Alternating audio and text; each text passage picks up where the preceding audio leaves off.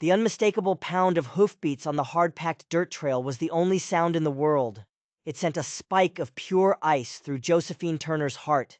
She clutched her 5-year-old daughter, Emma, pulling her tight against her chest, ducking low behind the weathered wall of an old, abandoned barn. This was supposed to be a safe place. This was supposed to be a place where they could finally breathe. The year was 1875. The town was Pinehurst, Colorado. It was meant to be their sanctuary, a place where no one knew their name, and more importantly, where no one knew their past. But someone had found them. "Mama, why are we hiding?" Emma's whisper was a tiny thing, lost in the wind, her small fingers twisting in the worn fabric of Josephine's cotton dress. "Hush now, sweetheart," Josephine whispered back, her own voice tight, her eyes glued to the narrow gap between the rotting wooden slats of the barn wall. The rider was getting closer. The sound was a hammer against her skull. It could be anyone, a drifter, a local from the town, or it could be him. It could be the man she'd been running from for 6 long, terrifying months. The man who was more monster than husband. The rider slowed his horse, the pounding turning into a slow, deliberate walk, a predator's pace. Josephine held her breath, trying to will her heart to stop its frantic rhythm. Through the gap, she could just make out a figure. He was tall, sitting atop a powerful chestnut stallion. He wore a wide-brimmed hat, pulled low, his face lost in shadow. A long duster coat billowed in the afternoon breeze, making him seem larger than life. He looked like a cowboy, but not one she'd seen in the few days they'd spent in Pinehurst. He wasn't familiar, and in her world, the unfamiliar was always a threat. "Hello?" the stranger called out. His voice was deep, carrying easily across the empty, dusty yard. It was a calm voice, a confident voice, and that made it even more terrifying. "Anyone around here?"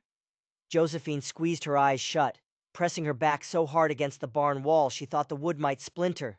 She willed Emma to be silent, to be invisible. They had been traveling for days, their savings almost gone, their bodies weary down to the bone. This abandoned homestead, forgotten by the world, had seemed like a gift from God. A place to rest, just for a night, before pushing further west, further away from the past. She should have known better. There was no such thing as a safe place.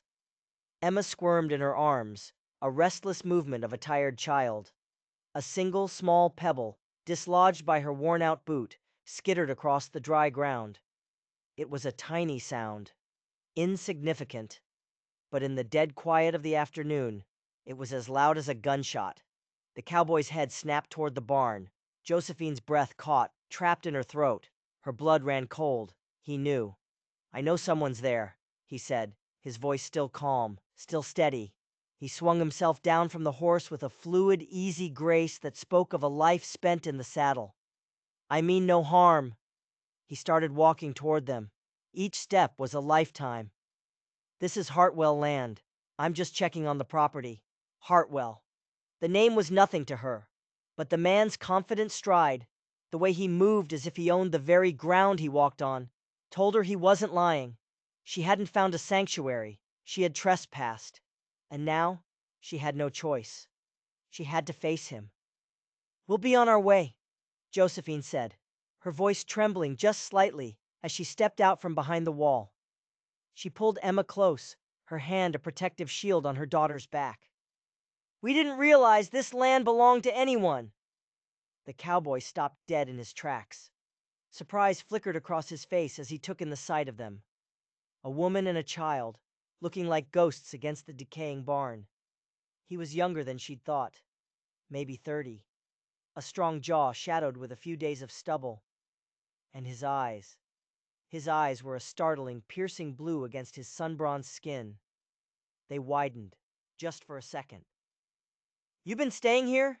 he asked, his gaze sweeping from Josephine's tired face to Emma's wide, curious eyes, then to the small, pathetic bundle of their belongings visible just inside the barn door. "Just for the night," Josephine replied, lifting her chin, forcing a strength she didn't feel.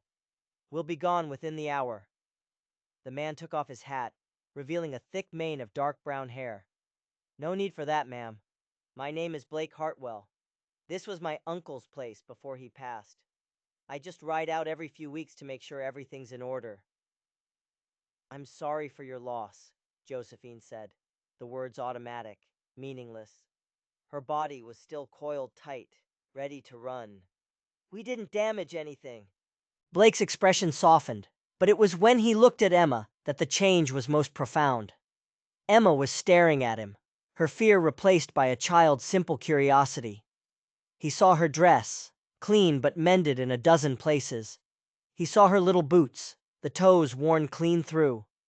His gaze shifted back to Josephine, to the hollows in her cheeks, the exhaustion etched into the lines around her hazel eyes. He saw everything. "When's the last time you two had a proper meal?" he asked, his voice suddenly gentle. The question was like a slap. Josephine stiffened. Her pride, the only thing she had left, rose up like a wall. "We're fine, Mr. Hartwell." "Blake," he corrected softly. "And I don't mean to offend, ma'am, but that little one looks hungry, and so do you." As if on cue, Emma tugged on her mother's skirt. "Mama," she whispered, her voice full of shame and longing. "I am hungry." A slow smile touched Blake's lips as he looked at the child. He looked back at Josephine, his blue eyes holding hers. "My ranch is about 3 miles east of here. I've got more food than I know what to do with. And my housekeeper, Mrs. Abernathy, she makes the best apple pie in the entire territory. You're both welcome to join me for supper." Every single instinct Josephine had screamed at her to say no, to grab their things and run until her lungs burned and her legs gave out. Trusting strangers was a mistake she had made before, a mistake that had cost her everything. But then she looked down at Emma's thin, pale face. She heard the faint growl of her own empty stomach, and the decision became the hardest one she'd ever had to make. "We don't accept charity, Mr. Hartwell," she said, her voice firm, but the words felt weak. Blake nodded, as if he understood, as if he could see right through her pride to the desperation beneath. "It's not charity," he said. "Let's call it payment for keeping an eye on my uncle's place for me." He paused. "What's your name, if you don't mind me asking?" She hesitated for a fraction of a second. A fake name would be safer, but she was so tired of lying. "Josephine Turner, and this is my daughter, Emma." "Pleased to meet you both," Blake said. He crouched down, bringing himself to Emma's level. His smile was genuine. "How old are you, Miss Emma?" "I'm 5, Emma said, holding up 5 small, grubby fingers. "And a half." Blake chuckled, a warm, rich sound. 5 and a half. That's a very important age. He straightened up, his gaze returning to Josephine.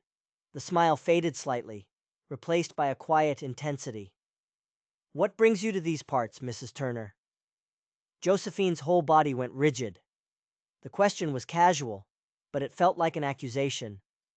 "Just passing through." He seemed to sense her wall going up, the panic behind her eyes, and to her surprise, he didn't press. He just nodded. "Well, the offer stands. Supper at the ranch. You can wash up, get a good night's sleep in a real bed. You can be on your way in the morning, if that's what you want." A real bed, a hot meal. It was the siren song of a life she'd lost. She looked at Emma, at the desperate hope shining in her daughter's eyes. It was a hope Josephine felt she had no right to extinguish. "We'd be much obliged, Mr. Hartwell," she finally said, the words feeling like a surrender. "But just for tonight." Blake's smile returned, and this time it reached his eyes. They crinkled at the corners, just like her father's used to. "That's settled then," he said. "Let me help you with your things." In minutes, their small bundle was secured behind his saddle. He lifted Emma onto the horse as if she weighed nothing at all, then offered his hand to Josephine. She hesitated, but only for a moment, before allowing him to help her up. She sat behind Emma, perched precariously on the horse's powerful back. "Hold on tight," Blake said, swinging up behind them. His arms came around her to take the reins, creating a secure circle around her and her daughter. The sudden closeness, the feeling of his solid chest against her back, made Josephine stiffen. But Emma, exhausted and trusting, simply leaned back against the cowboy's chest and sighed. As they rode away from the crumbling barn, a knot of fear tightened in Josephine's stomach. She was making a mistake. She knew it. Trusting a stranger, a kind man with gentle eyes, was the most dangerous thing she could do. But as Emma's small body relaxed against hers, warm and safe between her and this cowboy, she allowed herself a tiny, fragile flicker of hope. Just one night, she told herself. One night of safety. Then they would be gone. But what Josephine couldn't possibly know was that this was no chance encounter. Blake Hartwell wasn't just a kind cowboy, he was something else entirely, and their arrival at his ranch wasn't the end of their running. It was the beginning of a whole new kind of danger, one she could never have imagined. The Hartwell Ranch wasn't just a ranch, it was a kingdom. As they crested a small hill, it sprawled out below them, a vast expanse of prosperity carved out of the rugged Colorado landscape. A massive two-story main house stood like a fortress, surrounded by a small village of outbuildings, all of them well-maintained, humming with activity. A huge corral held dozens of horses, and in the distance hundreds of cattle grazed on the rolling hillsides. This wasn't the homestead of a simple cowboy. This was the seat of an empire. "Welcome to Willow Creek Ranch," Blake said, his voice casual, as if he were welcoming her to a simple cabin. "Been in my family for nearly 20 years. Josephine said nothing. Her mind was reeling. The man who had found them wasn't just some ranch hand. He was wealthy, powerful, and that made him infinitely more dangerous. A terrible mistake. She had made a terrible mistake. As they rode into the main yard, a middle-aged woman with gray-streaked hair pulled into a neat bun came out of the house, wiping her hands on an apron. Her round face broke into a wide, welcoming smile when she saw Blake. "There you are, Mr. Hartwell," she called out. "I was beginning to wonder if you'd decided to camp out at your uncle's old place." Then her eyes fell on Josephine and Emma, and the smile faltered, replaced by a look of sharp, undisguised surprise. "Oh, I see we have company." Blake swung down from the horse, then reached up, helping Emma down first, then Josephine. "Mrs. Abernathy, this is Mrs. Turner and her daughter, Emma. They'll be staying with us for the night." The housekeeper's gaze swept over them, taking in every detail. The worn clothes, the exhaustion in Josephine's eyes, the thinness of Emma's arms. But to Josephine's surprise, there was no judgment in the woman's eyes, only a deep, searching warmth, and something else, recognition. "Well, you're just in time for supper," Mrs. Abernathy said, her smile returning. "I've made a pot roast that could feed an army." "Mrs. Turner and Emma will need rooms prepared," Blake said, handing the reins to a young stable hand who had appeared as if from nowhere. "Already ahead of you," the housekeeper replied, her eyes twinkling. "The blue room and the small adjoining room are always ready for guests." She smiled down at Emma.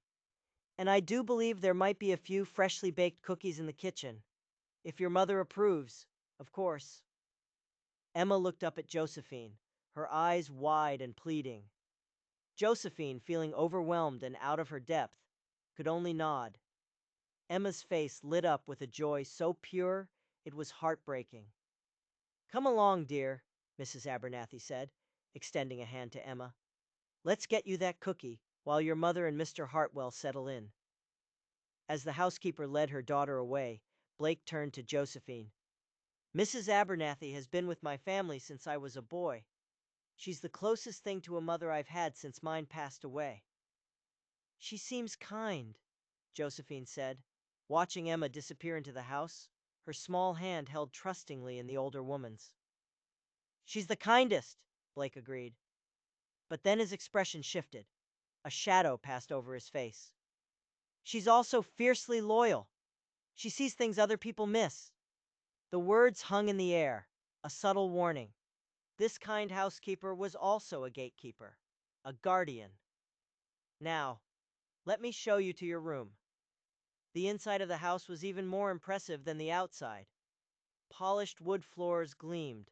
The furniture was heavy, solid oak, built to last for generations. Everything spoke of a quiet, unshakable wealth. He led her up a wide staircase to a spacious bedroom decorated in shades of blue and cream. It was larger than any room Josephine had ever slept in. "This will be your room," he said, setting her small bundle down on a plush armchair. It looked ridiculous, a beggar's sack in a queen's chamber. "Emma can stay in the connecting room, right through that door." Josephine walked to the window, her hand trembling slightly as she pulled back the lace curtain. The view was staggering. She could see the full extent of his holdings, pastures that stretched to the horizon, a creek that snaked through the property like a silver thread, and in the far distance, the jagged peaks of the mountains rising against the sky. He owned it all. "It's beautiful," she whispered, the word inadequate. "It is," Blake agreed, coming to stand beside her. He was too close. His presence filled the room. "My father built this place from nothing, came west with little more than the clothes on his back and a dream." Josephine turned to look at him, her heart pounding. "You must be very proud." "I am," he said, his blue eyes intense, "though I never expected to be running it alone. My brother, he was supposed to share the load. But—" Blake's voice trailed off. A flicker of something dark and painful crossed his face. He looked away, out the window. "Well, that's a story for another time." An awkward, heavy silence filled the room. He cleared his throat. "There's a washroom down the hall. Hot water, if you'd like to freshen up. Mrs. Abernathy will have put out towels." He turned back to her, his expression unreadable. "You're being very kind to us, Mr. Hartwell." He met her gaze, and for a moment Josephine felt like he could see every secret she'd ever kept. "My father taught me that a man's worth is measured by how he treats those in need," he said slowly. "Not by what he owns." He paused. "And also by how well he protects what's his." The double meaning was unmistakable. He was offering her protection, but he was also letting her know that this was his territory, and he would defend it from anyone. "I'll leave you to settle in," he said, his voice returning to its gentle tone. "Supper will be ready in an hour." After he left, Josephine sank onto the edge of the massive four-poster bed. The mattress was so soft it felt like sinking into a cloud. She allowed herself one brief moment to feel the comfort, to imagine what it would be like to stay here, to not be constantly looking over her shoulder. But that was a dangerous fantasy. The past always found you. No matter how fast you ran, no matter how far you went, it had an uncanny way of catching up. She stood up and began to unpack their few, meager belongings.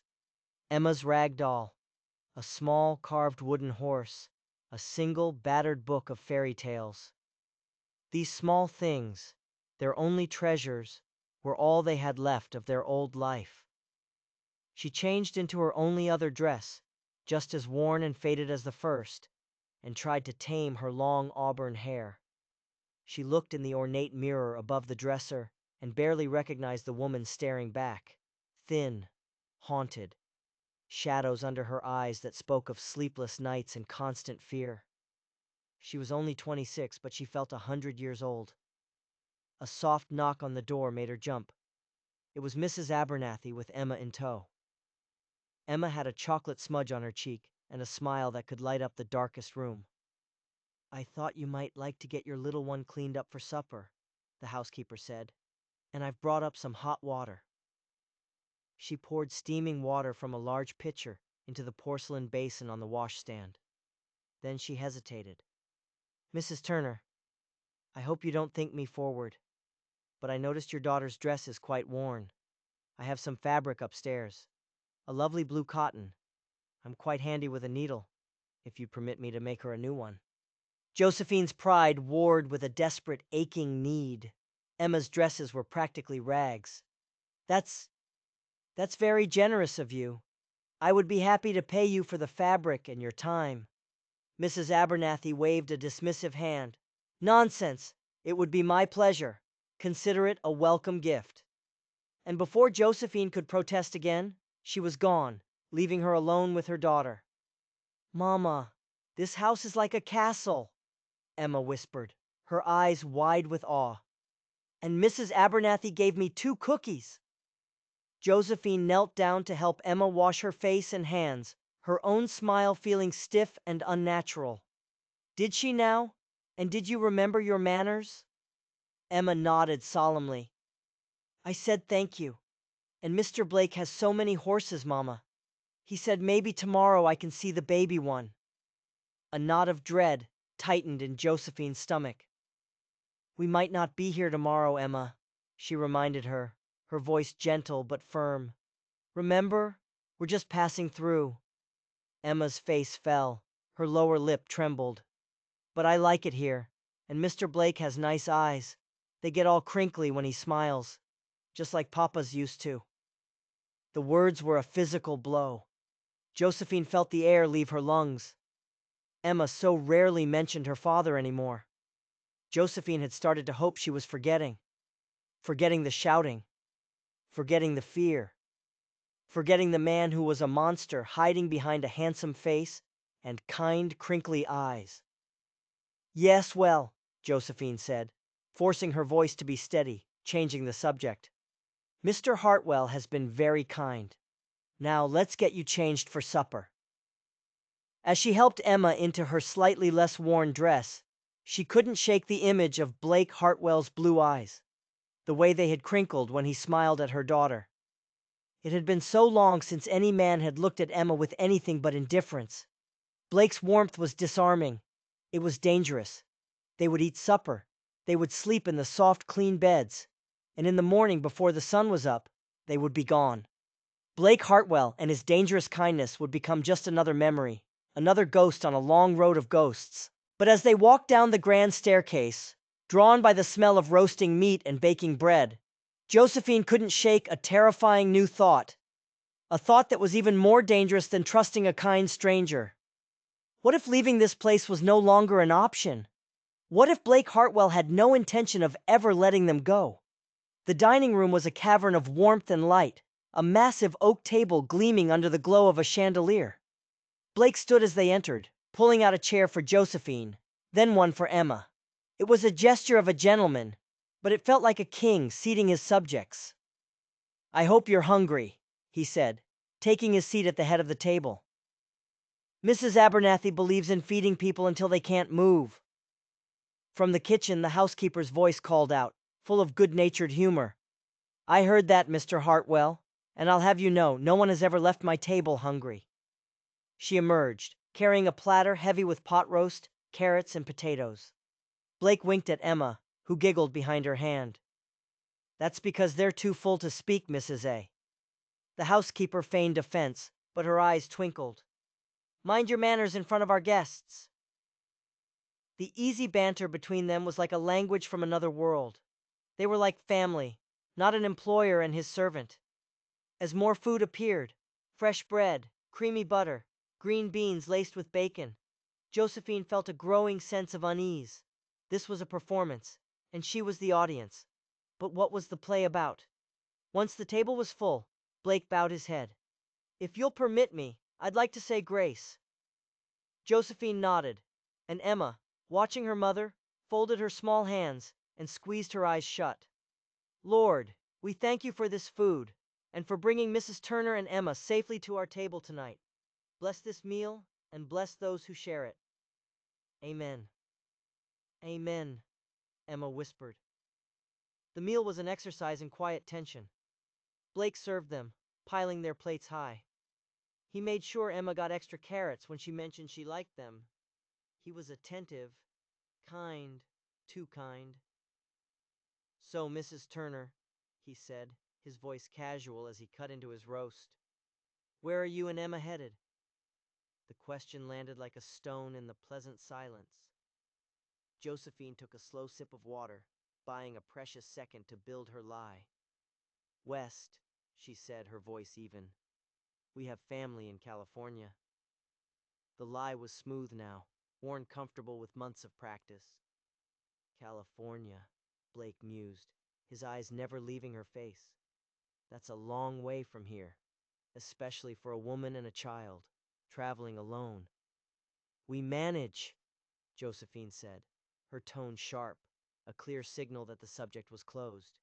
He seemed to understand. He let it drop, but the look in his eyes told her he didn't believe a word of it. Well, he said, his voice smooth as honey, you're welcome to rest here for as long as you need. The stagecoach comes through Pinehurst twice a week. It would be a much safer way to travel. That's very kind, Josephine said, her words clipped. But we'll be moving on tomorrow. A flicker of something, disappointment, annoyance, crossed his face, so quickly she might have imagined it. He just nodded. Of course, whatever you think is best. The conversation turned to safer topics, the weather, the harvest festival coming up in town, a new schoolhouse being built. But Josephine felt his eyes on her, studying her, analyzing her. Emma, exhausted and full, began to droop in her chair, her small head nodding. I think someone's ready for bed, Mrs. Abernathy said, her voice soft. Thank you, but I can manage, Josephine replied, rising from her chair so quickly it almost knocked over. The meal was wonderful, Mrs. Abernathy, and thank you for your hospitality, Mr. Hartwell. Blake, he reminded her, his voice a low rumble. And it was my pleasure. Josephine lifted Emma into her arms. The child was already half asleep, her head resting on her mother's shoulder. As Josephine turned and carried her daughter up the wide staircase, she could feel his gaze on her back, a physical weight. There was something in his eyes she couldn't name. It wasn't just concern, it was possession. She put Emma to bed in the small adjoining room. The child was asleep before her head even touched the pillow, lost to the world. Josephine stood in the doorway, watching the gentle rise and fall of her daughter's chest. For the first time in months, Emma looked truly peaceful. Safe. But it was a lie. This place wasn't safe. It was a beautiful, comfortable cage. She returned to her own room and sat on the edge of the bed, her mind racing. They had to leave. In the morning, before anyone was awake, they would slip out, disappear back into the wilderness. It was the only way. It wasn't just the comfort or the good food. It was Blake himself. The way he looked at Emma. The way Mrs. Abernathy had offered to sew a new dress. They were weaving a web of kindness around them. A web designed to trap them, to hold them. Homes could be lost. Families could be shattered. Josephine knew that better than anyone. The price of staying in one place for too long was a price she could not, would not, pay again. With a heavy sigh, she rose and began to prepare for bed. She would not oversleep. She would be gone before the sun rose. It was safer for everyone that way. But as she blew out the lamp and lay down in the impossibly soft bed, a new, chilling thought crept into her mind. What if Blake Hartwell already knew? What if he knew she was planning to run? And what if this time he wasn't going to let her? The gentle knock on her door came before the dawn. Josephine shot up in bed, her heart hammering against her ribs, her mind foggy with sleep. The ranch, Blake Hartwell, the plan to escape. The knock came again, louder this time. Mrs. Turner, it's Mrs. Abernathy. I've brought you some fresh water and coffee. Josephine glanced at the window. The sky was a pale, bruised purple. It was barely 5:30. She had overslept. She never overslept. Just a moment, she called, her voice thick. She scrambled out of bed, pulling on the dress from the day before. When she opened the door, the housekeeper stood there, a picture of calm efficiency, holding a tray with a steaming coffee pot. Good morning, dear. I thought you might appreciate a quiet moment before the day begins. Thank you, Josephine said, accepting the tray, her mind a frantic mess. Her plan was ruined. What time is it? Just past 5:30, Mrs. Abernathy replied, her eyes sharp. Mr. Hartwell is already out with the hands. A calf was born during the night. He asked me to tell you that breakfast will be at 7, if you and Emma would care to join us. The words were a polite suggestion, but they felt like an order. Her plan to leave before dawn had been perfectly, efficiently thwarted. That's very kind, Josephine said, her voice tight. But we really must be on our way. Mrs. Abernathy's cheerful expression fell. Genuine disappointment clouded her face. Oh, but I was so hoping you might stay. At least for the day. Mr. Hartwell mentioned taking Emma to see the new foal, and I've already cut the fabric for her new dress. The guilt was a physical blow. They were trapping her with kindness, and it was working. I don't want to impose, Josephine said weakly. Nonsense, the housekeeper said, her voice firm. It's no imposition at all. In fact, it's been a joy to have a child in the house again. This old place needs more laughter. Before Josephine could form another protest, a small voice came from the adjoining room. Mama! Emma appeared in the doorway, hair tousled, clutching her rag doll. Her face lit up when she saw Mrs. Abernathy. Good morning, Mrs. Abernathy. Is it time to see the baby horse? The housekeeper chuckled. Not quite yet, Miss Emma. First, we need to have some breakfast, and I thought perhaps you might like to help me in the kitchen this morning. Emma's eyes went wide. Sleepiness vanished, replaced by pure excitement. Can I, Mama? Please! Josephine was trapped, caught between her instinct to flee and her daughter's desperate, hungry need for a normal life. Just for one day. What harm could one more day do? I suppose we could stay for breakfast, she conceded. Wonderful, Mrs. Abernathy beamed. Emma, you get dressed and meet me downstairs. I'll show you how to make flapjacks. After the housekeeper left, Josephine helped Emma dress, her mind racing. One more meal. Then they would leave. A proper goodbye this time. It was the right thing to do. Mama, I like it here, Emma said, as Josephine fumbled with the buttons on her dress. It's like the houses in my storybook. It is very nice, Josephine agreed, her voice hollow. But remember, we can't stay. We're going to California. Emma's lower lip jutted out. But there are no horses in California. I'm sure there are plenty of horses in California, Josephine said, the lie tasting like ash in her mouth. She had no idea. California was just a name, a direction, as far away from Kentucky, and the man who haunted her memories, as she could get. She let Emma go down to the kitchen, watching from the top of the stairs as Mrs. Abernathy swept her up in a warm embrace. She saw her daughter skip towards the promise of flapjacks and adventure, and it felt like a knife in her heart. This was the life Emma deserved. Stability, safety, simple joys. Everything Josephine couldn't give her. She went back to her room and poured a cup of coffee. The rich, dark aroma was a forgotten luxury. She stood at the window, sipping the hot liquid, and looked out over Blake's kingdom. In the early morning light, it was breathtaking. The creek sparkled, the willows swayed, the horses grazed peacefully in the corral. And then she saw him. Blake emerged from the barn, deep in conversation with another man. Even from this distance, she could feel the power in his stance, the confidence in his stride.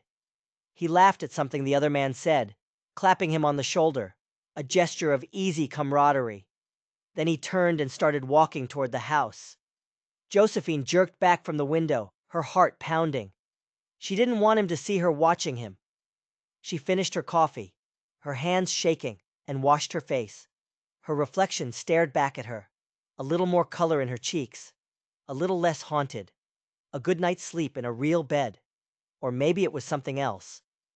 She made her way downstairs, drawn by the sound of laughter. In the kitchen, Emma stood on a chair by the stove, wearing an apron that was far too big for her, her face a mask of intense concentration as Mrs. Abernathy showed her how to pour batter onto the hot griddle.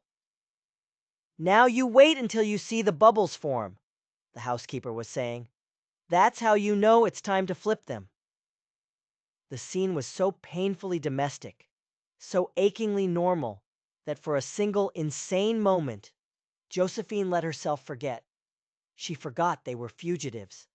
She forgot that their lives were built on a foundation of lies and fear. Good morning, she said, her voice catching in her throat. Emma's head whipped around, her face glowing. Mama, I'm making flapjacks. Mrs. Abernathy says I'm a natural. She certainly is, the housekeeper confirmed with a smile.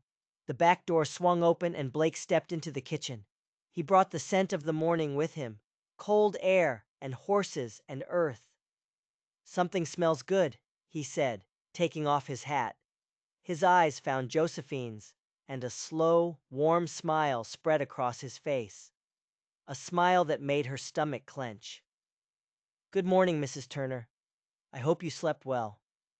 "Very well, thank you," she replied, suddenly intensely aware of her own patched plain dress.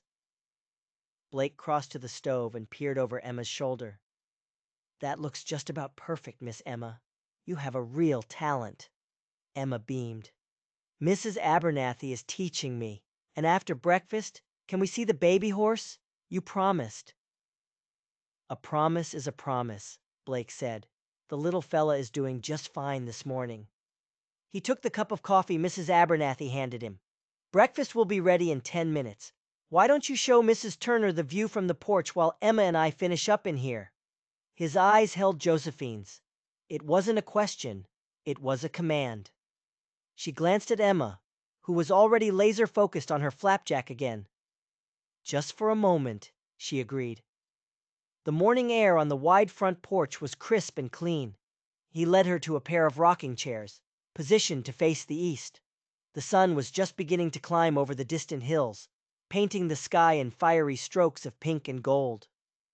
"My father built this porch just for watching the sun rise," Blake said, settling into one of the chairs. "He said a man should start each day by appreciating the beauty of the world, before he gets down to the hard work of living in it." Josephine sat, cradling her coffee cup, the warmth seeping into her cold hands. "Your father sounds like he was a remarkable man." "He was," Blake agreed. "Tough but fair. He passed away 5 years ago. His heart gave out while he was mending a fence line." He paused, his gaze fixed on the horizon. "Life out here can be harsh, but it's honest. What you see is what you get." He turned then and looked at her directly, his blue eyes pinning her in place. "Which is why I hope you'll forgive my own directness when I say this." Josephine's heart began to pound. "You and Emma are welcome to stay here for as long as you need, Mrs. Turner." She stiffened, her back ramrod straight. "That's very kind of you, but as I said, we'll be leaving today." "May I ask why?" His voice was gentle, but the question was sharp as a razor.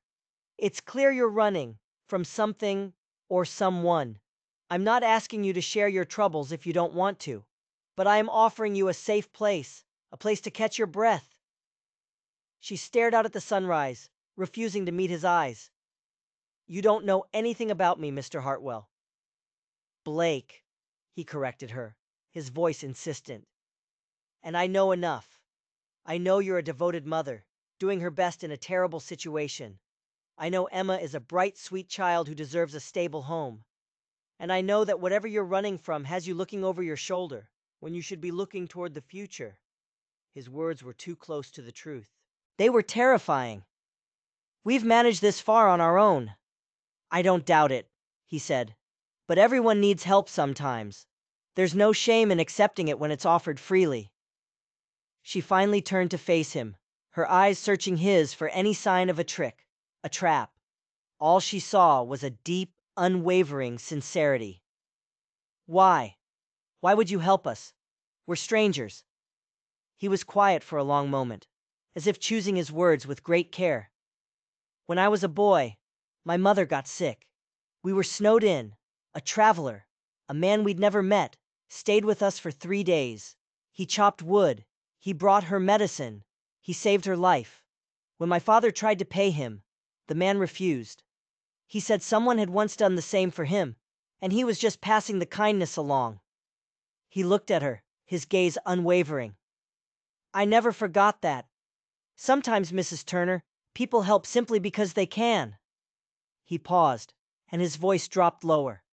"And because they know what it's like to need help themselves." A lump formed in her throat. It had been so long since anyone had offered her anything without wanting something in return. I appreciate the offer," she said, her voice hoarse. "But our situation is Complicated. I understand, he nodded slowly. But my offer stands, whether you leave today or stay for a while. He leaned forward slightly. And if you do decide to go, at least let me give you proper provisions for your journey. It's a hard road. Before she could answer, Mrs. Abernathy's voice called from the doorway.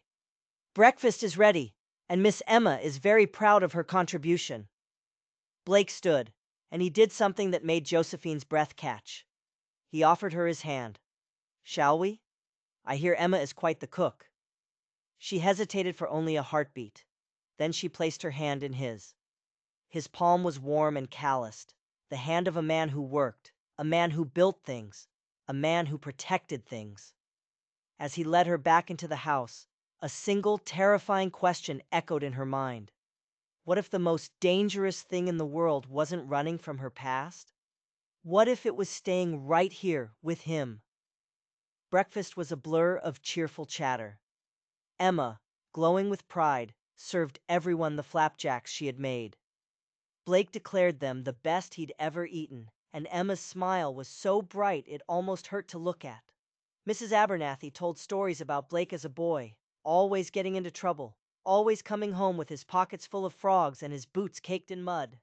For a little while, sitting in that warm, sunny kitchen, Josephine almost felt normal. I wish I had a pony, Emma said wistfully, after Blake told a story about his first horse, a stubborn old pony named Patches. Blake glanced at Josephine, a silent question in his eyes, before turning back to Emma. Well, speaking of horses, I believe I promised to show you our new foal. He's just 3 days old and still a bit wobbly on his legs. Emma's eyes went wide. Can we go now, please, Mama? Josephine's plan had been to leave right after the meal, to thank them and walk away. But looking at her daughter's hopeful face, the words died in her throat. I suppose we could delay our departure for a little while.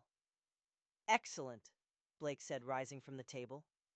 The small victory was plain on his face. And while we're at the stables, Mrs. Abernathy has offered to start on that new dress she mentioned. Oh, yes, the housekeeper chimed in. I have the most lovely blue cotton. It won't take more than a few hours to whip up something simple but sturdy. They were doing it again, weaving their web of kindness, making it impossible to leave. That's very kind, Josephine said, feeling her resolve crumble. But we really can't impose. It's no imposition, Mrs. Abernathy insisted, her tone leaving no room for argument. It's been years since I've had the pleasure of sewing for a little girl. Indulge an old woman, won't you? Trapped again. Thank you, Josephine said quietly. We're very grateful. The stables were cool and smelled of hay and leather. Blake led them to a stall at the far end, where a beautiful chestnut mare stood protectively over a tiny, spindly-legged foal the color of polished copper. This is Maple, Blake said softly, and her son doesn't have a name yet. Emma pressed her face against the stall door, her breath fogging the wood. He's beautiful, she whispered. Look at his white feet, Mama. 4 white socks, Blake confirmed. That's considered good luck. Can I touch him? Emma asked, her voice full of awe. Let's see if his mama will allow it, Blake said. He slipped into the stall, moving slowly, speaking in a low, soothing murmur to the mare. The horse trusted him completely. He gestured for Emma to join him. Come in very slowly, Emma. No sudden moves. Josephine watched, her heart in her throat, as her daughter crept into the stall. Emma stood perfectly still as the foal, driven by curiosity, wobbled towards her and stretched out its neck to sniff her small, outstretched hand. After a moment, the foal pressed its velvety nose into her palm. A smile of pure, unadulterated joy spread across Emma's face. He likes me, she whispered, as if sharing a sacred secret. He certainly does, Blake agreed, his own smile just as warm. He looked over at Josephine, who was still standing outside the stall, a silent observer. Would you like to meet him too, Mrs. Turner? Josephine shook her head. I'm fine right here. Are you afraid of horses, Mama? Emma asked, gently stroking the foal's nose. Not afraid, Josephine replied. Just cautious. Blake studied her for a moment, his blue eyes seeming to see more than she wanted. You've ridden before? A long time ago, she admitted. Before Emma was born. Well, he said, his voice casual. If you ever want to get reacquainted with a saddle, Maple's sister Willow is the gentlest mount on this entire ranch. Perfect for someone who's been away from it for a while. The offer was another thread in the web, another reason to stay. I'll keep that in mind, she said, her voice non-committal. They spent nearly an hour in the stables, with Blake patiently answering Emma's endless stream of questions. Finally, the foal grew tired and curled up in the straw to sleep. Time to let them rest, Blake said, guiding Emma out of the stall. But you can visit him again later, if you'd like. Can I, Mama? Emma asked, her eyes pleading. Can we stay until he wakes up? The familiar pang of guilt twisted in Josephine's gut. Emma, we talked about this. We need to continue our journey. Her daughter's face crumpled. But Mrs. Abernathy is making my dress, and I want to see the foal again. Blake cleared his throat, stepping in so smoothly it was almost invisible. I have some business in town this afternoon. I need to pick up supplies. You're welcome to ride along, see the town of Pinnerest. It would give Mrs. Abernathy time to finish that dress, and then you could decide about your travel plans afterward. It was the perfect, reasonable suggestion, an ironclad cage of logic and kindness. She had no reason to refuse. I suppose that would be all right, she found herself saying. Yes, please, Emma squealed with delight. It's settled then, Blake said, a satisfied smile touching his lips.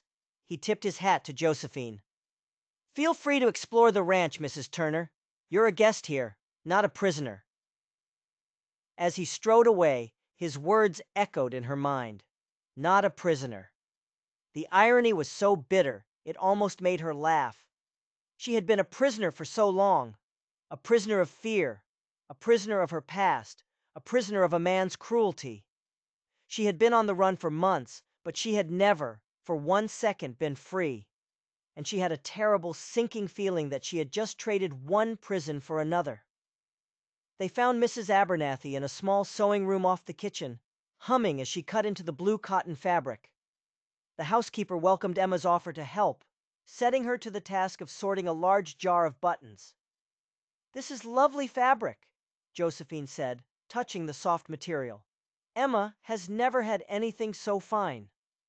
Every little girl deserves a pretty dress, Mrs. Abernathy said simply. Then she looked up from her work, her eyes sharp. Mr. Blake mentioned you'll be going into town with him. While you're there, you might want to stop at Harriet's Mercantile. She has a beautiful selection of fabrics. We won't be staying long enough to need more fabric, Josephine said quietly, acutely aware of Emma's presence. Mrs. Abernathy's scissors stopped. She looked at Josephine, her gaze steady and full of a strange, unsettling wisdom. You know, Mrs. Turner, sometimes the things we're running from aren't nearly as dangerous as the life we create for ourselves by always being on the move. Josephine went cold. I don't know what you mean. I think you do, the older woman said, her voice gentle but firm. I've seen that look before, in my own mirror many years ago. Before Josephine could react, Mrs. Abernathy turned back to her cutting. Emma, dear, would you fetch my pincushion for me? The one that looks like a tomato? As Emma scampered off, the housekeeper's voice dropped so low it was almost a whisper. I left my first husband after 5 years of living in fear. I traveled halfway across this country with nothing but the clothes on my back and a promise to myself that I would never let another person make me feel worthless again. The confession hung in the air between them, stunning Josephine into silence. I'm not saying your situation is the same as mine, Mrs. Abernathy continued, her eyes still on her work. But I recognize the weariness, the constant looking over your shoulder, and I want you to know that there comes a time when you have to stop running, a time when you have to turn around and start living again. Emma returned with the pincushion, and the conversation was over. But the housekeeper's words burned in Josephine's mind. Stop running and start living. Was such a thing even possible? After everything that had happened? The idea was a distant, impossible dream. A fairy tale from the book she read to her daughter at night. But as she watched Mrs. Abernathy patiently guide Emma's small hands, she felt a tiny, dangerous seed of hope take root in her heart. Something about this place, about these people, made her wonder. What if this wasn't a cage? What if it was a sanctuary after all? And what if the most dangerous thing she could do now was to leave it? Pinehurst was not just a town. It was Blake Hartwell's town. As he drove the wagon down the wide main street, with Emma sitting happily between them, Josephine saw it in the way people stopped to tip their hats. She saw it in the way the blacksmith paused his hammering to call out a greeting. She saw it in the respectful nods from the men gathered on the boardwalk. He wasn't just a wealthy rancher. He was the pillar of this community. He was the king in his castle, and this was his kingdom. The town itself was a shock. It wasn't a rough, dusty frontier settlement. It was prosperous, with neat houses, tended gardens, a church with a tall steeple, and the sturdy frame of a new schoolhouse rising at the edge of town. It was a place where people were putting down roots, a place where they were building futures. My father was one of the first settlers, Blake said, pointing with his whip. Helped lay out this very street. The unspoken message was clear. His family's history was woven into the very fabric of this place. He pulled the wagon to a stop in front of a large, bustling mercantile with a freshly painted sign, Harriet's Dry Goods and General Merchandise. Mrs. Abernathy sent me with a list, he explained, helping Emma down. I thought you two might like to browse while I see to some other business. Harriet keeps a fine selection of everything from fabric to hard candy. Emma's eyes lit up. Blake reached into his pocket and pressed a few coins into her hand. Choose something nice for you and your mama, Miss Emma. Before Josephine could protest the charity, he was gone, striding across the street toward the bank with the easy confidence of a man who owned the world. The inside of the mercantile was a wonderland. Shelves overflowed with goods, from practical tools to bolts of colorful fabric. The air was thick with the smells of coffee, leather, and spices. A plump, cheerful woman with graying hair looked up from behind the counter. Good afternoon. Welcome to Harriet's. I'm Harriet Wilson. Mr. Hartwell brought us to town, Emma announced proudly. And he gave me money for candy. Harriet's eyebrows shot up. Her curious gaze shifted to Josephine, taking her in from head to toe. You must be staying out at Willow Creek, then. Blake doesn't bring many visitors to town. Just passing through, Josephine said quickly, the lie feeling thin and flimsy under the shopkeeper's shrewd gaze. Mr. Hartwell kindly offered us a place to stay for the night. I see, Harriet said, her tone suggesting she saw a great deal more. Well, any friend of Blake's is a friend of mine. Now, young lady, let's see about that candy. While Emma agonized over her choice, Josephine found herself drawn to the wall of fabric. A bolt of soft green calico caught her eye, the color of new spring leaves, the color of the meadows around Willow Creek. She imagined a new dress, something clean and whole, without patches. That would suit you beautifully, Harriet said, appearing silently at her elbow. Brings out the green in your eyes. Josephine snatched her hand back, as if the fabric were hot. It's lovely, but not something I need. Harriet gave her a look that was both kind and piercing. Sometimes, my dear, what we need and what we deserve are two very different things. She lowered her voice slightly. Blake Hartwell is a good man, the best in these parts. You could do a lot worse. The blatant matchmaking made Josephine's cheeks burn. You seem to know him well. Known him since he was a boy, Harriet confirmed. His mother, God rest her soul, was my dearest friend. She'd be so proud of the man he's become. Successful, respected, generous to a fault. She glanced over at Emma, who was carefully counting out peppermint sticks. She always hoped he'd find a good woman, someone to fill that big empty house with children. She paused, and her expression grew sad. Especially since his brother passed. He's kept to himself too much since then. His brother? Josephine asked, her curiosity piqued. Harriet's cheerful face grew solemn. Benjamin, younger by 2 years, a real firecracker, that one. Died in a mining accident up near Silverton 3 years back. It just about broke Blake's heart. They were as close as two brothers could be. Before she could say more, the bell above the shop door jingled, and Blake himself strode in. "Harriet," he said, his smile warm, "did you talk her ear off with all the town gossip yet?" "I was just telling Mrs. Turner what a fine, upstanding citizen you are," Harriet said with a wink. Blake chuckled. "I'm sure." He turned to Josephine, his smile fading slightly. "I just spoke with the man at the stage office. There's a coach heading west on Thursday, if you're still determined to leave." Thursday. That was 3 days away. An eternity. A dangerous, tempting eternity. "That's good to know," she said, her voice carefully neutral. Emma ran up to them, clutching a small paper bag. "I got peppermint sticks, and I saved enough to get you a present, Mama." She proudly presented a small pouch of lavender sachets. "Your mama deserves nice things," Blake said, his eyes meeting Josephine's over Emma's head.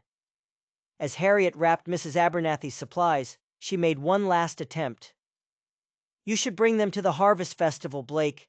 It's this Saturday. There'll be a dance."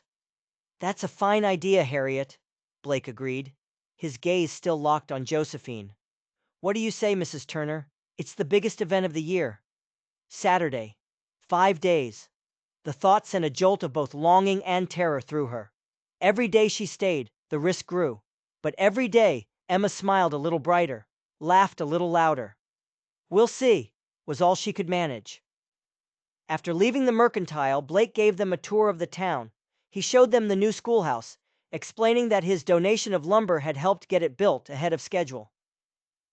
"I've never been to school," Emma said quietly. "Mama teaches me my letters." Blake looked at Josephine, a question in his eyes. "We've moved around too much," she explained, shame flushing her cheeks. "You'd be ahead of most of the children your age," Blake said to Emma, his voice full of genuine admiration. Their last stop was the telegraph office. Blake needed to send a message to a cattle buyer in Denver. While he was inside, Josephine stood on the boardwalk, watching the life of the town swirl around her. Women laughing, children playing, an elderly couple walking arm in arm. It was a world she had forgotten existed. A world of belonging, of community, of safety. A dangerous fantasy. The past could find her here just as easily as anywhere else. But for the first time, a new question entered her mind. What if she stopped running? What if she turned and faced it? What would it be like to build a life, instead of just surviving one? The door to the telegraph office opened, but it wasn't Blake. It was the telegraph operator, a young man with a pale, worried face. He saw Josephine standing there, and his eyes widened in alarm. He quickly ducked back inside. A moment later, Blake emerged. His face was a thundercloud. The easy warmth from moments before was gone, replaced by a cold, hard anger. He saw her staring at him, and his expression immediately smoothed out, the mask of the kind, gentle rancher slipping back into place. But she had seen it. She had seen the flash of fury in his eyes. "Ready to head back to the ranch?" he asked, his voice perfectly calm. She nodded, a cold knot of dread forming in her stomach. As they rode out of Pinnerest, the golden afternoon light seemed to mock her. She studied Blake's profile, the strong jaw, the steady hands on the reins. He was exactly what he appeared to be, a good man, a kind man. But then, so was her husband, Thomas. At first, she had been wrong before, disastrously, dangerously wrong. As the wagon crested the final hill and Willow Creek Ranch came into view, bathed in the soft evening light, she couldn't help the small flutter of hope in her chest. Perhaps this time was different. Perhaps they could stay, just for a little while, just long enough to pretend they were home. But what message had Blake received? What had he read in that telegraph office that had wiped the kindness from his face and replaced it with a look of pure, chilling rage? When they arrived back at the ranch, Mrs. Abernathy was waiting on the porch, a triumphant smile on her face.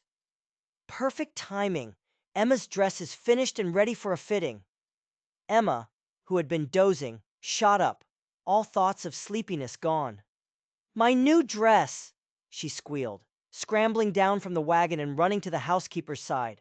As Blake helped Josephine down, his hand lingered at her waist for a fraction of a second too long. The brief contact sent a jolt through her. Everyone here has been so kind, she said, quickly pulling away. Too kind, considering we're strangers. Blake's expression turned serious. The coldness she'd seen in town flickered again in his eyes. You're not strangers anymore, Mrs. Turner. You're guests. There's a difference.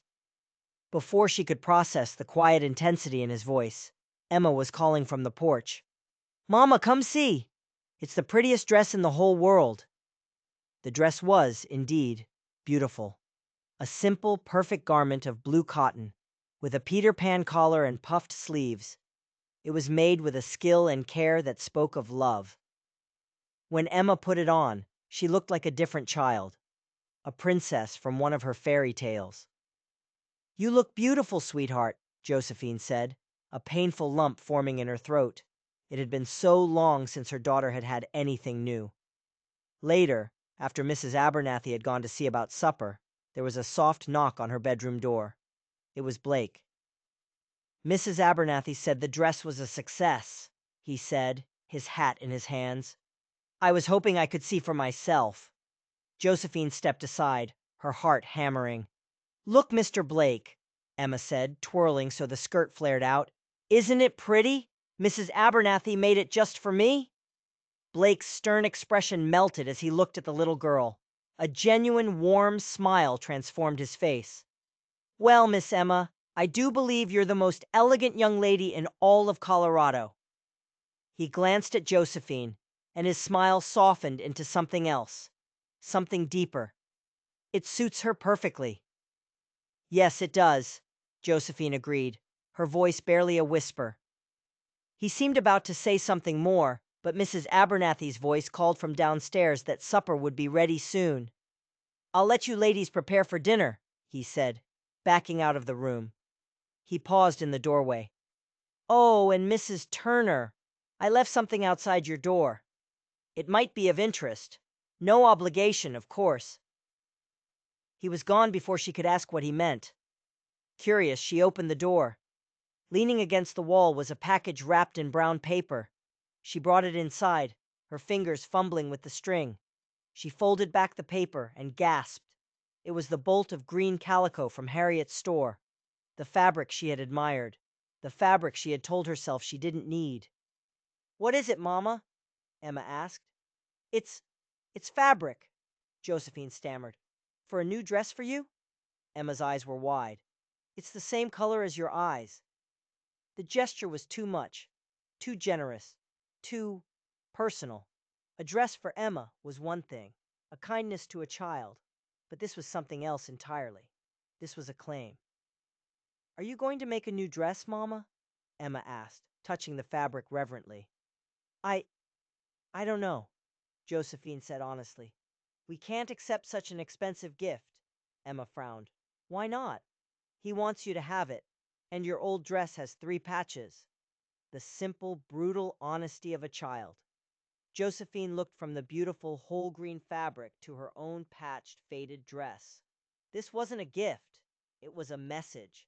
A message that Blake Hartwell saw her, really saw her. The worn-out running woman. And he wanted to change her. To make her new. And that was the most terrifying thought of all. Supper that evening felt like a dream.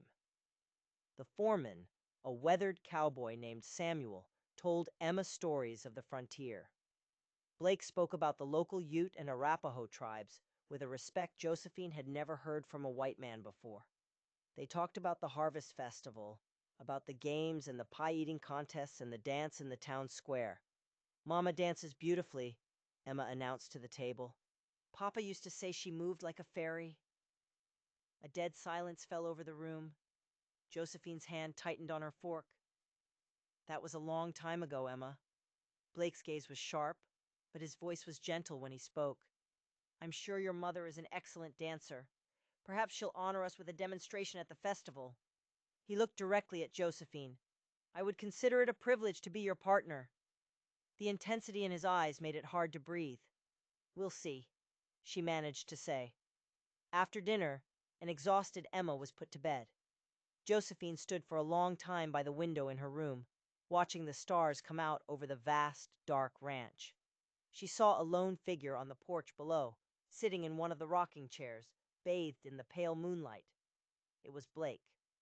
And she knew, with a certainty that chilled her to the bone, that he was waiting for her. She shouldn't go down. She should lock her door and stay in her room until it was time to run.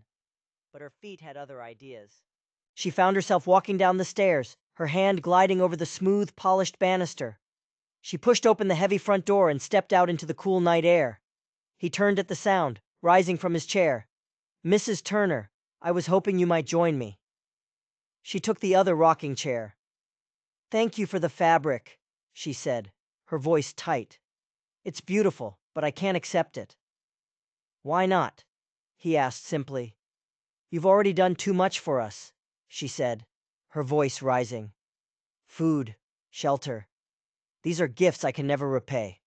I can't allow you to add this to the list." "Is that what this is about?" he asked, his voice low and serious. "Repayment?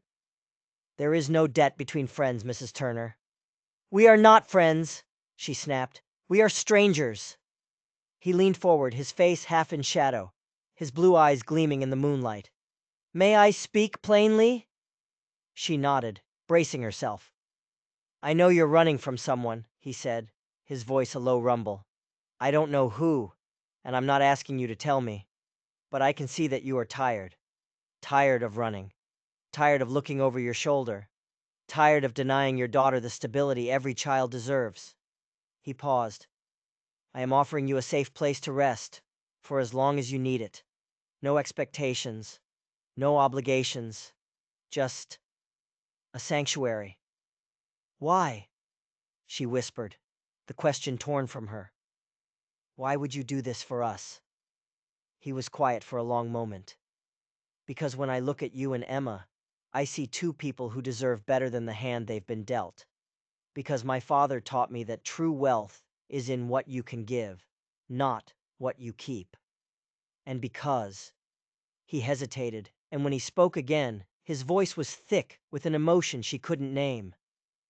"Because in the short time you've been here, this house has felt more like a home than it has in years." The raw honesty of his words stole the air from her lungs. Just then, Mrs. Abernathy appeared with a tray, coffee, and 2 large slices of apple pie. She set it down between them, and then, with a knowing look at Blake, she disappeared back into the house.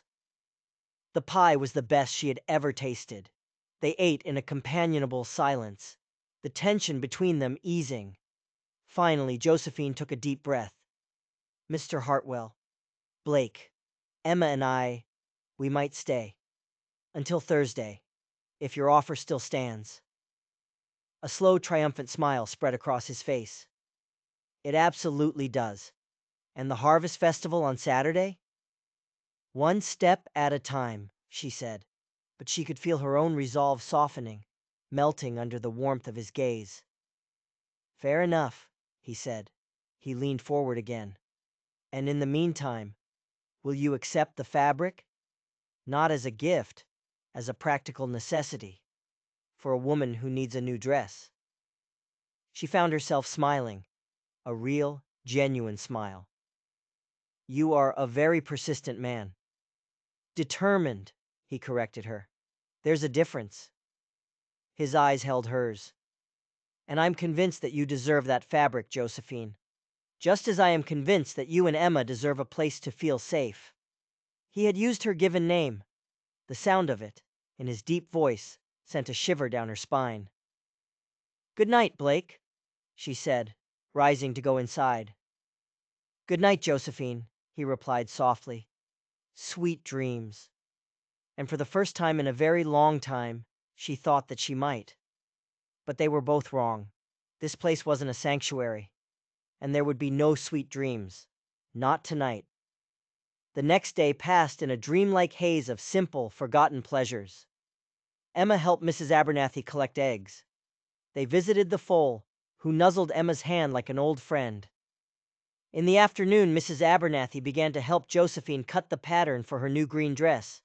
As they worked, the housekeeper told stories about Blake's childhood, painting a picture of a man shaped by love and integrity. "His mother would have loved you," Mrs. Abernathy said, her words casual, but her eyes sharp. "She always hoped he'd find a woman of substance."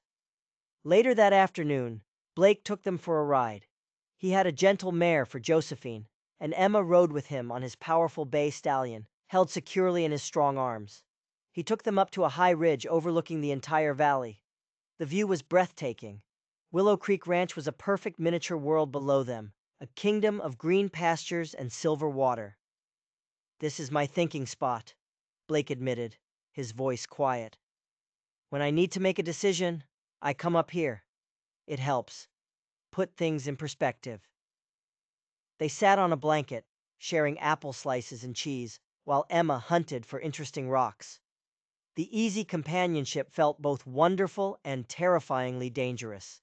He asked her about her life before, and she found herself telling him about her father, the doctor in Kentucky. He, in turn, told her more about his brother, Ben. "He died in a mining accident," Blake said, a shadow crossing his face. "It wasn't just the accident that was hard. It was the aftermath. The mine was a partnership.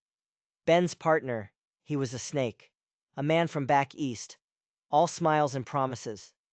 After Ben was gone, he tried to cheat my father out of his share of the mine.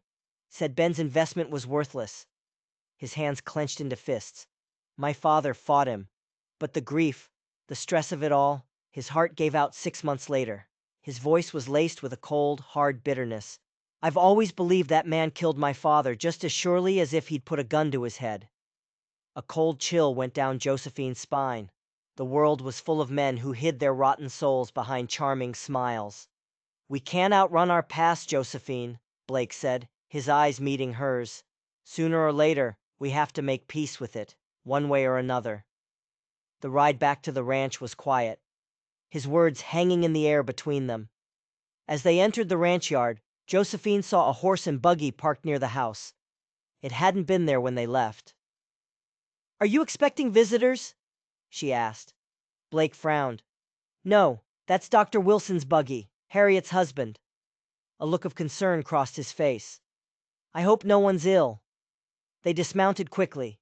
As they reached the porch, Mrs. Abernathy came rushing out, her face pale and worried. "There you are! Dr. Wilson is here. There's been an accident in town. Timothy Baker fell from the roof of the new schoolhouse." She paused, taking a deep breath. "But that's not all. The doctor, he brought news." Her eyes darted to Josephine, full of pity and fear. "A man has been asking questions in town. A stranger, well-dressed, with a southern accent." The world tilted on its axis. The blood drained from Josephine's face. "He was asking," Mrs. Abernathy said, her voice trembling, "about a woman and a child, traveling alone." "No, not here. Not now." Blake's hand was suddenly at the small of her back, a steady, solid presence. "Did this man give a name?" he asked, his voice dangerously calm. "He said he was a relative," the housekeeper whispered. "Looking for his sister-in-law and his niece." Josephine's legs gave out. If Blake hadn't been holding her, she would have collapsed. "Mama!" Emma's voice was a tiny, frightened whisper. "What's wrong?" Josephine forced a smile that felt like broken glass. "Nothing, sweetheart. Go with Mrs. Abernathy. Wash up for supper." As soon as they were gone, she turned to Blake, her voice a ragged gasp. "We have to leave. Tonight. Now." His expression was grim. "Is this man dangerous, Josephine?" She could only nod, tears choking her. "Yes, very." "Then you are safer here than you would be on the road," he said, his voice firm, resolute. "This ranch is remote. My men are loyal. No one will find you here." "You don't understand!" she cried, her control finally shattering. "He will never stop looking. And when he finds us, He will take Emma from me. Or worse. Blake's hand came up, his calloused fingers gently cupping her cheek. His touch was an anchor in a raging storm. Tell me who he is, Josephine.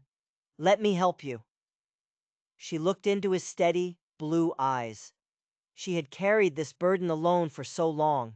The secret was a poison, eating her from the inside out. To speak it aloud seemed impossible. To trust another person with the truth was a risk she had sworn she would never take again. But looking at him now, she knew. She had no other choice. His name, she said, her voice barely audible, is Thomas Willis. She took a shuddering breath. He is Emma's father, and he is my husband. The words hung in the cold air, a death sentence. Blake's face hardened, the lines around his eyes deepening. The gentle rancher was gone, replaced by something older, harder, a protector, a warrior. He is not your husband, Blake said, his voice a low growl of controlled fury. Not anymore. He took her arm, his grip firm, but not painful, and led her into the house, into the fortress he had built. He will not touch you. He will not touch Emma. I will not allow it. This is my land, and I protect what is mine. That night, Willow Creek Ranch transformed. It was no longer a peaceful home. It was a garrison. Blake posted men at the entrance to the valley, sent riders to patrol the perimeter. He moved Josephine and Emma to a room in the back of the house, a room with only one window, overlooking a sheer drop. The kindness was gone, replaced by a grim, focused efficiency. He was a general preparing for war, and Josephine finally told him everything. She told him about the man she had married, the charming, handsome man from a wealthy Kentucky family. She told him how the charm had slowly curdled into control, how the compliments had become criticisms, how the love had become a suffocating, terrifying possession. She told him about his rages, the doors he broke, the bruises she had to hide. She told him about the night she had finally found the courage to run, after he had raised a hand not to her, but to Emma. She had packed one small bag, taken her daughter's hand, and slipped out into the darkness, and she had been running ever since. When she was finished, the silence in the room was heavy, suffocating. Blake sat across from her, his face a mask of stone, but his eyes were burning with a cold blue fire. "The man you mentioned," he said finally, his voice flat, devoid of emotion.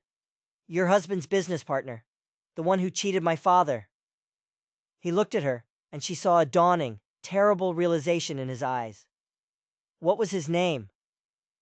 I don't know his last name," Josephine stammered. "Thomas only ever called him by his first name, Elias." Blake went rigid. He stood up and began to pace the room like a caged wolf. "Elias Rowe," he said, the name a curse on his lips. "That was his name." He stopped pacing and turned to face her, his eyes blazing with a fury so intense it was frightening. "Your husband, Thomas Willis, wasn't just Ben's partner's acquaintance. They were in it together. The mine, the fraud, all of it. I found letters after my father died, letters between Rowe and a TW from Kentucky. I never knew who it was, until now." The room spun. The floor seemed to drop out from under her. The man she was running from, and the man who was protecting her. Their pasts were intertwined in a dark, twisted knot of betrayal and death. "Thomas isn't just here for you," Blake said, his voice a low, dangerous rumble. "He's here for the mine. Rowe is supposed to be meeting him here, in Pinerist. They think with my father and Ben gone, there's no one left to stop them from taking it all." He looked at her, and a slow, terrible smile spread across his face. It was not a smile of kindness. It was the smile of a predator who has just seen his prey walk willingly into a trap. "He thinks he's coming here to reclaim his wife," Blake said. "But he's wrong. He's coming here to face justice, for what he did to you, and for what his partner did to my brother." The next 2 days were the longest of Josephine's life. The ranch was on lockdown. No one came or went without Blake's permission. Josephine and Emma stayed inside, virtual prisoners in their beautiful cage. Mrs. Abernathy, her face etched with worry, finished sewing the green dress, her hands working with a frantic energy. "You must have something beautiful to wear for your new life," she said, her voice fierce. Blake was a whirlwind of activity, meeting with his foreman, sending riders with messages, preparing for a war only he could see coming. He was no longer the gentle cowboy, he was a force of nature, and Josephine found herself caught in the eye of the storm, terrified, and yet, for the first time in her life, feeling truly, completely safe.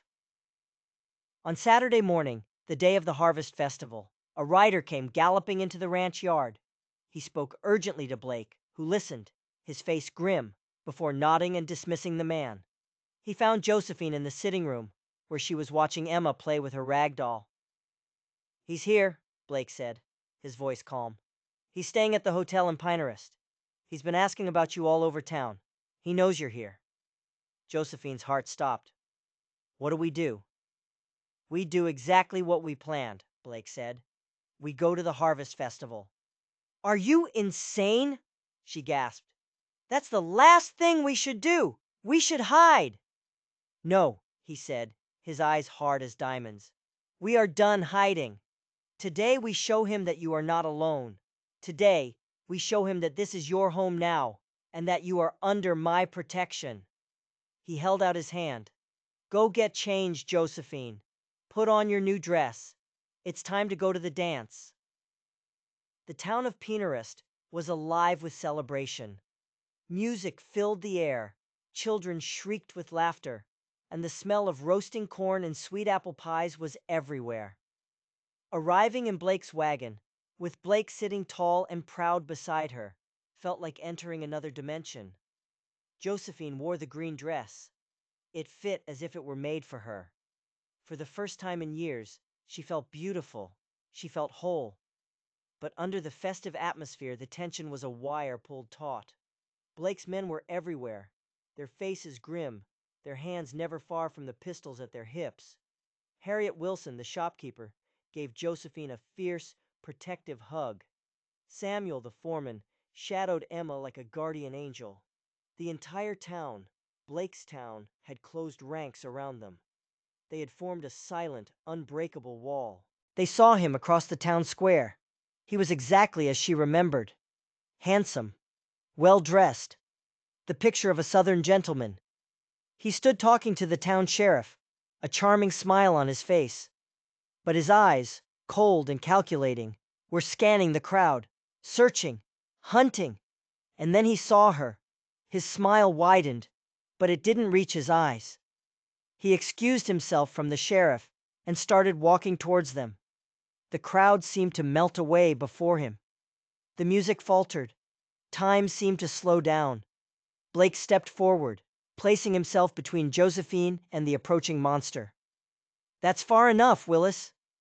Thomas Willis stopped, his smile unwavering. "Hartwell, I should have known I'd find you in the middle of this. I'm here for my wife." "She is not your wife," Blake said, his voice a low growl. "Not in any way that matters." "The law says otherwise," Thomas said smoothly. He pulled a piece of paper from his coat pocket. "I have a court order. She is my legal wife, and she will return to Kentucky with me, along with my daughter." He looked past Blake, his cold eyes landing on Josephine. "Josephine, my dear, stop this foolishness. Come home." "This is my home now," Josephine said, her voice shaking, but clear. She stepped out from behind Blake, Emma clutching her hand. Thomas's smile finally faltered. A flicker of rage crossed his face. "Don't be ridiculous. You will come with me now." He took a step forward. Blake didn't move. "I don't think so." Suddenly, from the crowd, another man stepped forward. He was older, with a cruel thin mouth and dead eyes. "What seems to be the problem here, Thomas?" "Elias," Blake said, his voice dripping with venom. "I should have known you'd be slithering around here somewhere." Elias Rowe's eyes narrowed. "You must be the Hartwell boy. I'm sorry for your loss. Your brother and father were unfortunate." "There was nothing unfortunate about it," Blake said, his voice like ice. "It was murder and fraud, and I have the proof. Rowe laughed, a dry, rasping sound. You have nothing. Don't I? Blake said. He nodded to the sheriff, who had been watching the exchange with a hard, knowing look on his face. Sheriff, I believe you'll find these gentlemen have some business to discuss with you, regarding the Silver Queen mine, and the death of my brother, Benjamin Hartwell. Now, hold on a minute, the sheriff started, but just then, Josephine spoke.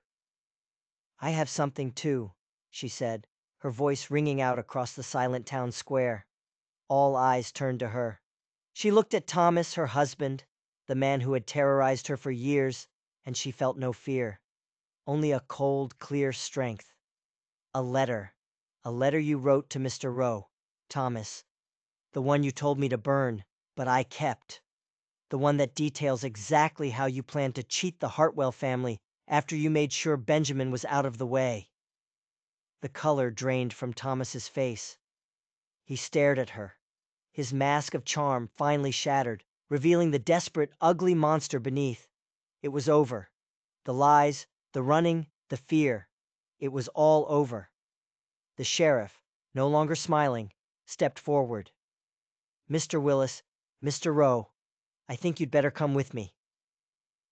As they were led away, Thomas looked back at Josephine one last time. His eyes were full of a hatred so pure it was almost beautiful, but it held no power over her anymore. The music started up again. The celebration resumed, but everything was different. Blake turned to her, his blue eyes soft, the fierce warrior replaced once more by the kind, gentle rancher. I believe, he said, a slow smile spreading across his face, that I promised you a dance. He held out his hand, and this time Josephine took it without hesitation. As he led her into the center of the town square, under the warm glow of the paper lanterns and the vast, starry Colorado sky, she knew. She wasn't a prisoner, she wasn't a guest, she was home. If you enjoyed this story of justice and new beginnings, don't forget to subscribe and hit that notification bell so you never miss another tale from the wild and untamed West.